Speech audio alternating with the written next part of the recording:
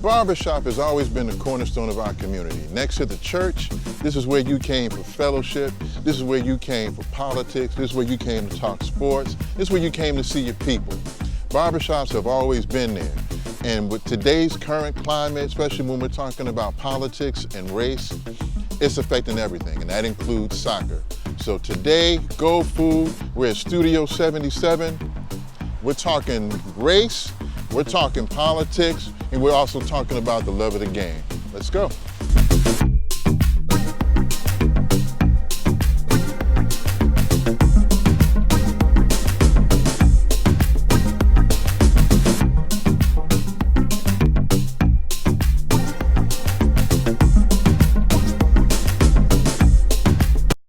So, Janae, I got a question. So, you are the owner of the shop, right? I am. You big boss, right? I'm not the boss. I just provide a place for people to come showcase their talent. Wow, that was good. That was good. So tell me, let everybody know the name of your shop. Okay. Shop's name is Studio 77 Barbershop. And you are located where? On the corner of Highway 92 and Brownsville Road. The address is 6525 Hiram Douglasville Highway, Suite F. All right. So break it down for those of us so that it can forever be broke. So tell us, how did you get into barbering? It came natural, but my mom and dad were in the hair. My mom did hair, my dad did hair. So I'm doing it, and so is my brother. Wow. The whole family? Well, I didn't grow up with them. My mom passed when I was young, and my dad was somewhere else. Anyway, so just growing up, it kind of just came natural for me. Like my uncle would have me cut his hair in the bathroom. Really? I'm 14, 15 years old. So I'm giving him bowl cuts. Like, he like, can you try to fade it? I'm like, what is a fade? You know what I'm saying? I could do my best. So like, he would leave with a bowl cut. Oh, it was terrible. It was like, that's all you gonna go? Okay. So yeah, and then as I got older, I was like, well, I'll do hair, but I really don't. I want to wait till that's my retirement job. Right, something you kind of keep you busy. Yeah, and then I tried everything under the sun, and what I ended up doing was something that didn't cost much to do. It was an investment in myself, although I didn't pay for it. But that's what I ended up doing. So all the student loan debt that I have, I'm very frustrated with because I'm not doing a job that I'm paying for. So y'all been watching the recent events. Y'all been seeing what's been going on. From Raheem Sterling to Balotelli to Lukaku when he was trying to, kick the goal, and they're making monkey noises and throwing bananas and all that. Racism is all over the place, and I mean, in the States, we trip because it's like, oh my God, it's 2019 we doing this, and over there they taking it on a whole nother level. So, I have my ideas about what I think should be done to better address it. Before I even say any of that, what were you guys' thoughts on that? How would you all address something like that when those incidents happen? It's hard to address something like that because we haven't gotten to the root cause of it. We here in America, we've gotten used to the microaggressions, where a lot of times it's just underlying and hitting. And see it out in the open, it's kind of hard to say, punish everybody, because at the same time, you're not getting down to the root of the cause. You're just slapping people on the hand instead of really figuring out why this is going on still. Yeah, my thing too is with Syria, what they were doing is they put out a fine and they punish a group of people and say, okay, you all are banned from the stadium for X amount of games, and then they backtrack off it. Well, maybe 3 or 4 games. Well, maybe just a couple of y'all. Maybe not everybody.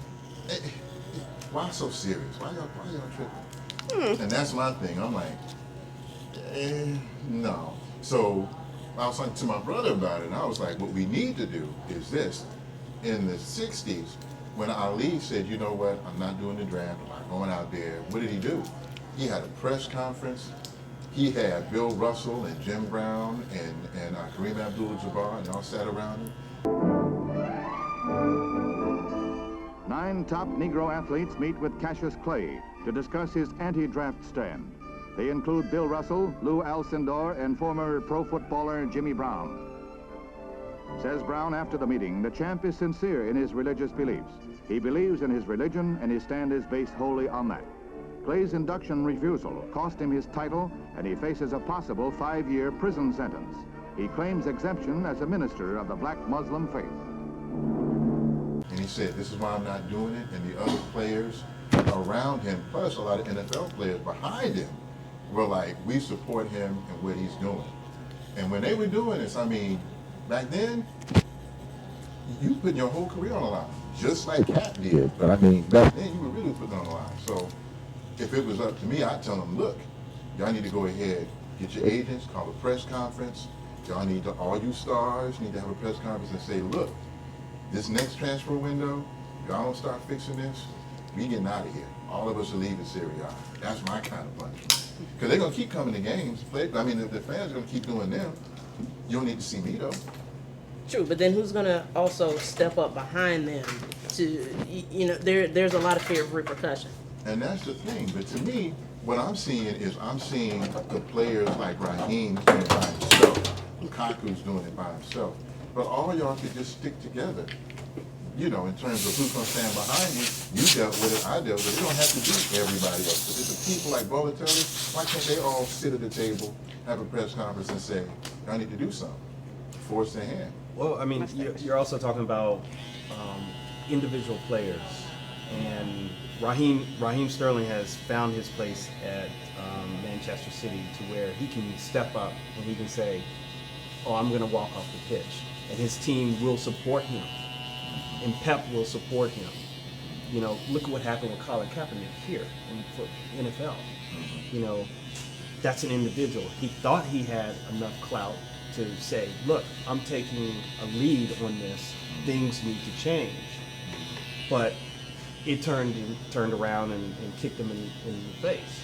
You know, and he didn't have the support of the team. He didn't have the support of the management and enough of other players to step off and say that's not right. So, I mean, for Raheem Sterling and a couple other small players, when you talk about the amount of players in all of, we're talking about world sport here, not even just like our NFL. I mean, just the EPL alone has not that many players when you think about, you know, all of the white-centric players versus the Afro-centric players. So for one person to step up and publicly announce it and say, you know, we need to make a change, that's one thing good. For him to be able to walk off and for his team to support him, that's another level. And that's where we have to get everybody at, to be able to say, we're not going to play. And to even make it more, to even come at another level and empty stadiums and say, no, your team is going to play in an empty stadium because your fans don't know how to act. And that is what needs to really happen, and punish them. So it sounds like we're talking about not just one particular act. We're talking about steps, like a process, or we're saying it's just different ways to address it. It's hard to say. I don't even know that there would be different ways to address it necessarily, because this is something that we can't call a case-by-case basis. It's either all correct or it's all wrong. And it's getting to a point now where they're trying to do spot treatments to kind of solve this, when it doesn't solve the problem. There's going to need to be long-term repercussions for that. So like Avail said, yeah, you're going to have to hurt. It's going to have to hurt your pocketbook. And if you're not going to understand with us telling you, you're going to need to see it financially. I guess for me, that's the biggest thing about all this. Everybody at this point, we all adults, we know it's not going to stop. Racism is going to be racism. I mean, how we deal with it is always been mine, you know. Because I'll say this, unfortunately, being in America and the civil rights movement and all the stuff that came from that, it forced us to address things head on and do things as a group as opposed to individually, you know. whether it's the bus boycott, whether it's the lunch counter, whether it's marches, whether it's anything you can think of. We did stuff as a group, and it was more organized.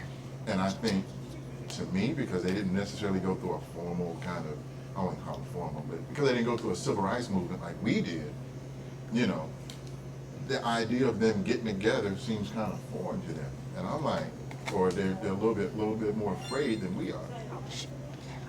Well, it's kind of like they don't want to admit that it exists, because they'll shout a monkey chant at a black player, and they say, "Oh, I'm just ribbing him. He's thin-skinned." They'll make the victim be the one that's causing the problem, as opposed to it being about racism. And it's the tail wagging their dog. It doesn't really make sense for how they're approaching it, because it seems like they're just hoping it's going to go away. Would it be grandstanding if the NAACP reached out to them? Would that be overkill? No. Is that logical? Well, it's not illogical, no, but I feel like it'll fall on deaf ears. That's what I'm thinking, because I mean, it's like, what pull does the NAACP have? Usual. I mean, it's half of, I wouldn't even say half. I'd say maybe 3 out of 10 black folks maybe even watch soccer on a level of us, you know, to where we're watching MLS to EPL to, I mean, I don't even watch Serie A. You know, I'm still calling it Series A. But you know what, though, to me, though, it's really about empowering the players, because it doesn't. I get the impression from looking at all this, they don't feel empowered. They're reacting. You know what I mean? I don't see them doing a lot of things proactively. I see them reacting to the situation. And for the people in France, in England, Belgium, Turkey, Italy, all of the black folk who were there, they need to see the players empowered. To me, I want to see them empowered, so that they can feel they have more of a say in what's happening, and they have more control over the situation. So, I guess that's what I'm kind of hinting at is there a way to empower the players? Do you think they're even going to have a fairer shot, more so than the NFL players? By them being in a whole other country, still dealing with the same thing that we're dealing with? They have more power there. So the players in England, like a Raheem Sterling and some of the players that dealt with that, these are like big name players. Like, they make millions of dollars. So they have a lot more pull in their leagues. And so if you can empower them within their own leagues, then that helps the next player who comes behind them and the other players around them. You know, is there a black players union in England, in France? Is there? I don't know. Should there be? You know, so and it's painful, because it's like, we're like, we saw this in 65, 55, 34, and it's 2019 now. Look, they would never do that at a Hawks game, I promise you. You wouldn't be making no monkey noise at a Hawks game. You wouldn't do that at a Falcons game. You wouldn't throw a banana on anybody's field here. We don't play that. They haven't gotten to that level yet. Yeah, not at the public venue. No. I don't think it will, though. But I mean, behind By closed being- doors. We Right. just had that hockey player. What was that all about with the oh, you didn't see that? No. No. There was a hockey player, and somebody was in blackface. I'm gonna have to pull it up. Oh, yes, But you yeah, are. Yeah, I'm at the. Yes, you will have to. I'm going to go to the phone and pull that one up. Right. Yeah. But yeah, I have to get the specifics on that. Yeah, let me segue from that. I gotta move on, because that. Let's break down the shop too. Now, I know the story. So how did Studio 77 come to be? Like, this is big. This is not your usually. I'm used to the little bar Cozy. shop. I'm smashed up against my man over here. Right. You know, from Brooklyn, and he's talking about blah blah blah, and he's hitting you with his elbow every now and then. I mean, so how'd you do this? I mean, Studio 77 is my birth year. Okay. And I wish I had grown up in the days of Studio 54. Uh-oh. You wouldn't So that's why it's Studio 77. So I wish I had been around in those days. They seemed like they had a great time. be here. Yeah. And it, when people see studio anything, is for some reason they're just drawn to it. And everybody's like, why is it Studio 77? I'm like, that's my birthday. They're like, oh yeah, I kind of figured that. You know what I'm saying? But my vision for the shop was kind of sterile, clean lines, metal, of course. Everything is steel, and yeah, they don't tear up. And I've only worked in a few barbershops. Mine is the nicest and the best lit. How about that? Yeah, that I've ever worked in. So lighting was very important. And as you can see, I still need more because I didn't kind of rig this thing up over here to, you know. But I mean, what made you want to do it though? What made you decide I want my own shop? Well, I was tired of where I was because it was, I don't want to talk about the man's shop, but I just got to a point where I didn't want to come to work, and I love this job. You know what I'm saying? So the scene was depressing. It was draining me, and like I felt like I'm just gonna quit and try something else. Yeah, so I was gonna quit, and then I was like, nah, I'm just opening because I sold my condo. So I was like, I'm just gonna use that money, open up a barbershop. That's what I did. Here we are. Since we talking about soccer, football, and we watch it, we go to the games, we got our teams. Why even, for us in the States, why should we even support soccer? Why do you think we should? Why not? I mean, it's a point of changing with the times. People are afraid to let their kids play football now, and we're seeing that now that like we have a team here locally, we're starting to see that it's a viable alternative to what the end goal is. If you want kids to get off the street and things like that, you have an alternative that doesn't always have to be a basketball court. It doesn't have to have a high barrier to entry. You know, you got a ball, you got a patch of grass, go play, and it's as simple as that. Right. The real football. Yeah, the real football, the foots. So why do you think, man? Why do you think we should care about soccer at this point? I mean, they throwing bananas on the pitch, man. Why should I care? It's the beautiful game. So what's that mean? It's the world's sport. I mean, it's broader than any other sport in the world. I mean, it's you got dirt lots in Africa, kids that kicking a water bottle around, anything. It doesn't matter. You know, you'll see them doing foot tricks with a water bottle. I saw that yesterday or today on a YouTube thing, and just wrapping up clothing, just rags, and making a soccer ball. I mean, it's gonna hurt your foot, but it has no give. But they find a way, and they play like that, barefoot. Yeah, barefoot. Yeah. My whole thing too is like you're talking about a world sport, and if I'm talking about the diaspora, that's the sport we're playing outside of this country. Because if you just live in America, you have no idea that this is our basketball everywhere else. This is what we play. Right. You know, and it's not like it's like a couple of us. You know, like here in the States, you might see a couple playing out there in the suburbs. You know, if they can afford it. But everywhere else, it's not expensive. Everywhere else, everybody's playing. We playing it. We doing all these tricks. We got all this flavor. I mean, you go to France, you see them doing it. They got their own way of doing things. I say, in America, anybody would say, why soccer? But if you look at the whole picture, the world, it's like you said, why not? Yeah, like, don't you think it's ironic that soccer is just a global sport? United States is supposed to be a superpower, yet somehow we're the last ones in on that. We're always last.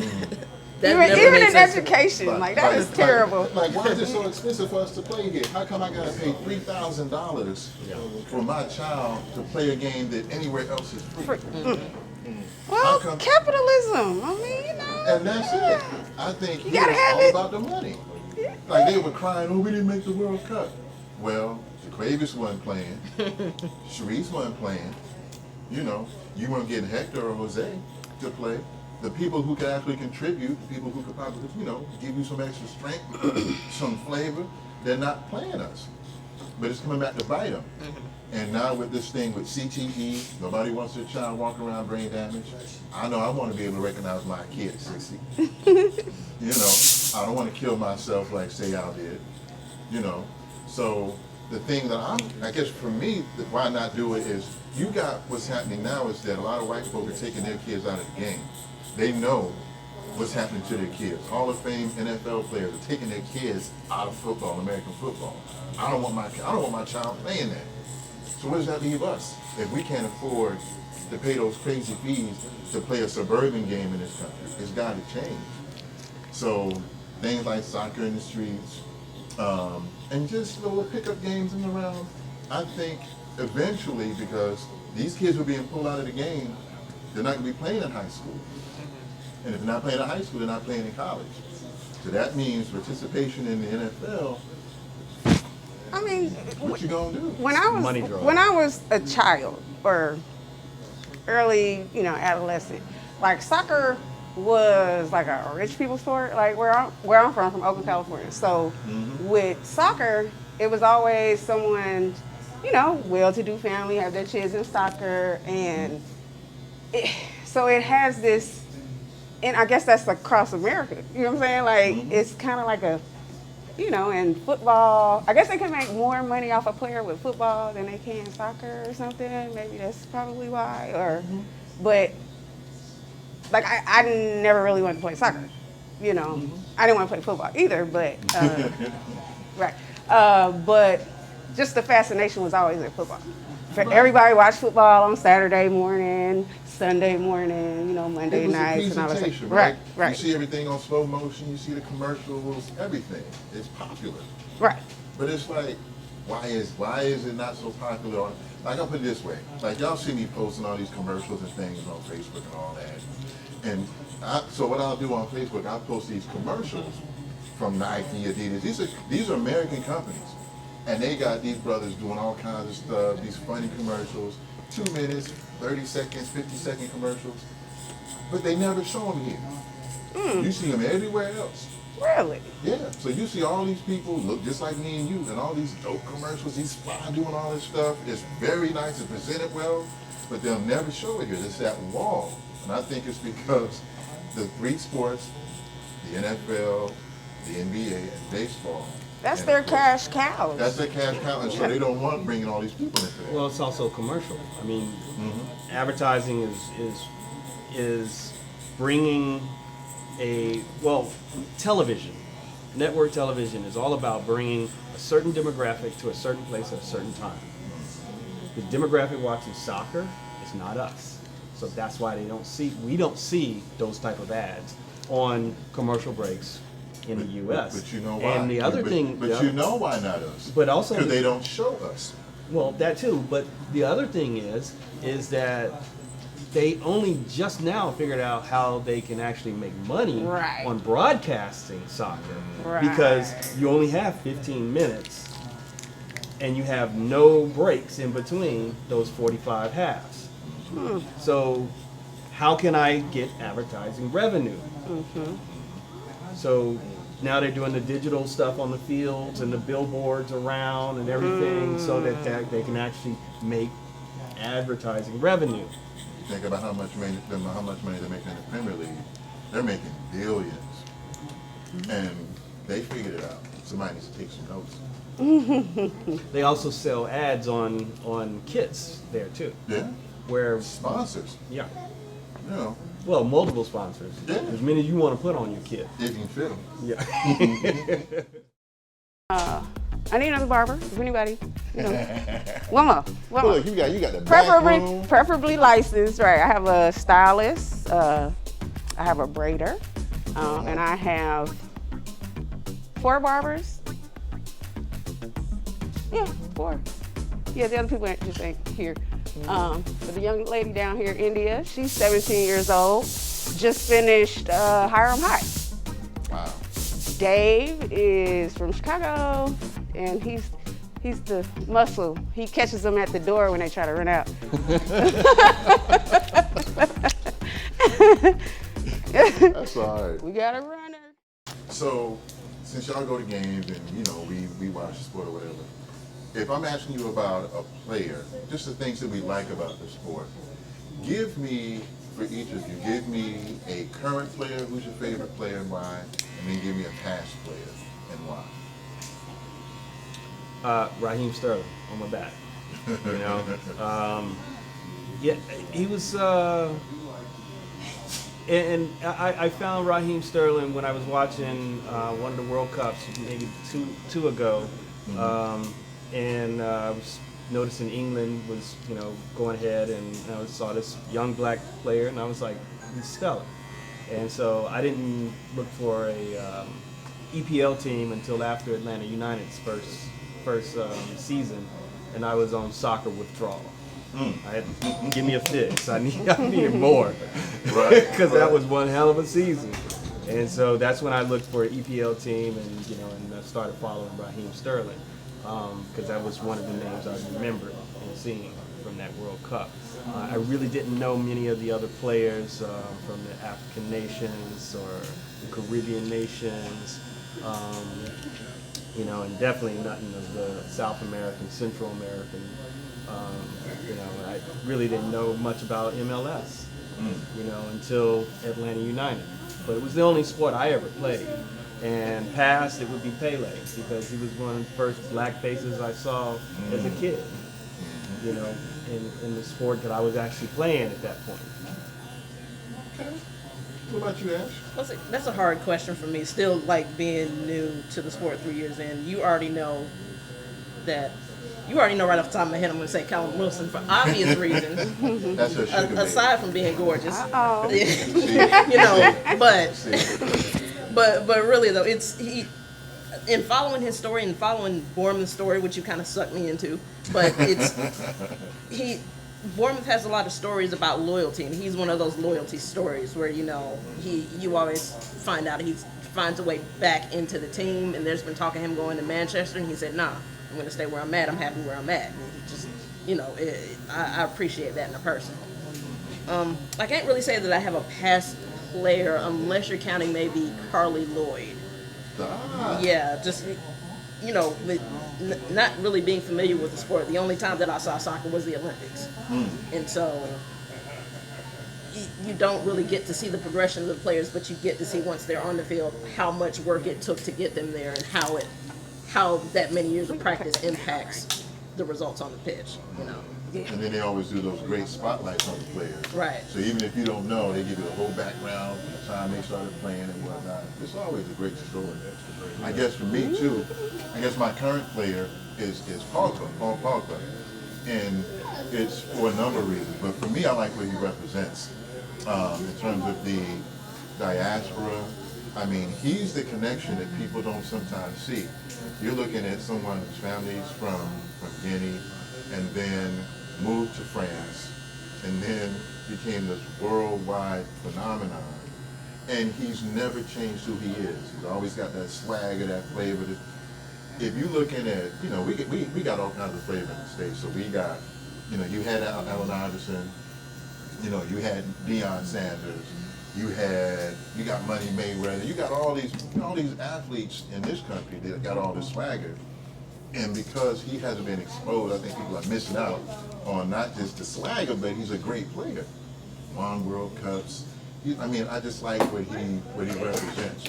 Even sometimes the trouble he gets into, I'm like, I get that. But I get that though, because not everybody can handle someone who's confident, self-assured, humble, but he ain't gonna take the mess either. So I like what Pogba represents. I like him as a player. And then the past for me was his politics really started bothering me lately. But Ronaldinho got me because when I started watching the sport again, because I've only been 3-4 years in now as well, and I'm looking at old clips on YouTube, and I'm looking at this dude just schooling people. He's doing that Magic Johnson, he's doing that. He's doing crossovers with his feet. He's flipping the ball over your head. He's making people look stupid. He's doing no-look passes with his feet. And I'm like, who is this dude? Oh, that's Ronaldinho? That's his name? Then I looked at that old Nike commercial where he's kicking the ball off the top bar, off the crossbar back. And I'm like, even if it was not a real commercial, that wasn't real, that was whatever. That jumped out at me. And I think just for anyone who's getting into the sport, thank God for YouTube. Because you can find all kinds of stuff, all kinds of stuff. And speaking of YouTube, I wanted to use that as a segue into our segment, Janaea, called Who This? And Who This is just what it is. We're gonna show you a clip of a player. You may not know who he is. We just want you to see the flavor, the swag, all the stuff he's bringing. And then, if you don't know who he is, we're gonna tell you who he is. Well, all the soccer players are hot. Thank you. Yes. Bring it on.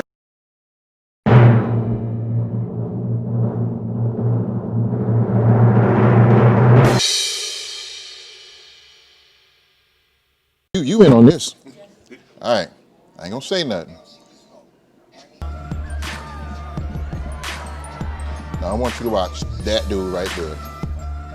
See him? And up he goes again, brilliant.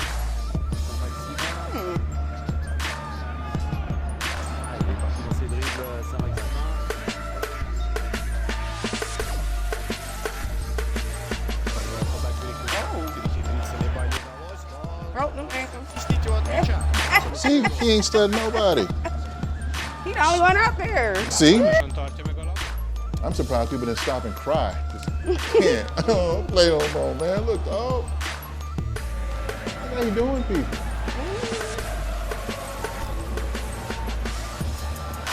And look, if I had showed you Ronaldinho, Neymar on he was steroids. He was kicking the ball over his shoulder.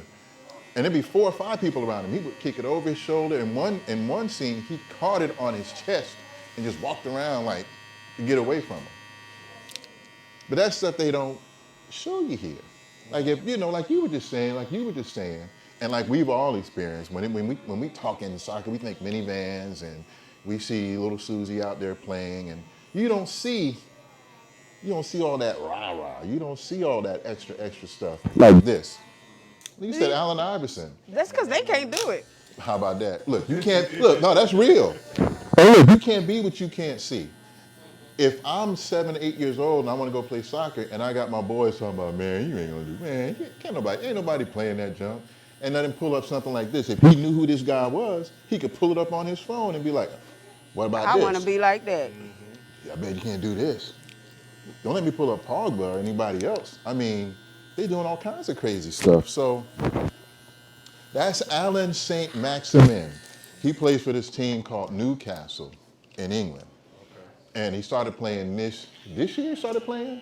Because last year he was at Nice in France. The funny thing about this dude is his mom's a teacher. His mom didn't want him playing. And African parents, you're gonna be a doctor, you're gonna do something else, you're gonna be a mathematician. You ain't playing no soccer. So he would sneak out and play in the street with his boys. Passion. So he out there running around. And he learned just like, how we go playing out. That's how he learned.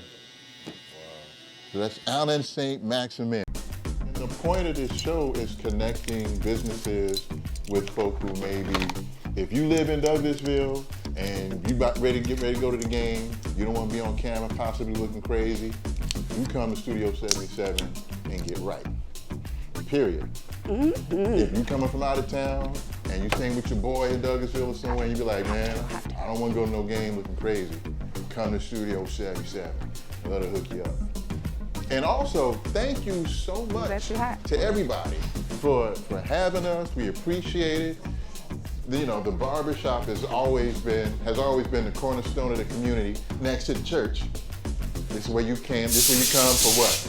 You come here for politics, you come here to talk sports, you come here for fellowship. I want mine to be the hub. Like everybody come here, get education, like I have another young lady, I have her coming in. She's out So she's working for me, kind of like assistant, helping me around here. And it's just to keep her from doing nothing at home. So I do let other kids do it too, but you gotta be serious about it. And if I tell you to do something, just do it. But my son don't listen, so I had to hire somebody else. He's very, oh my God. It's the youth. It's the youth. The youths. Well, thank you so much for having us, though, Janelle. We really do appreciate it. And I guess Alfeo appreciates it, since he's getting all hooked up over there, causing trouble. Right. But thanks again. And thank y'all. Go food. We feeding that soul. Go Get it. food.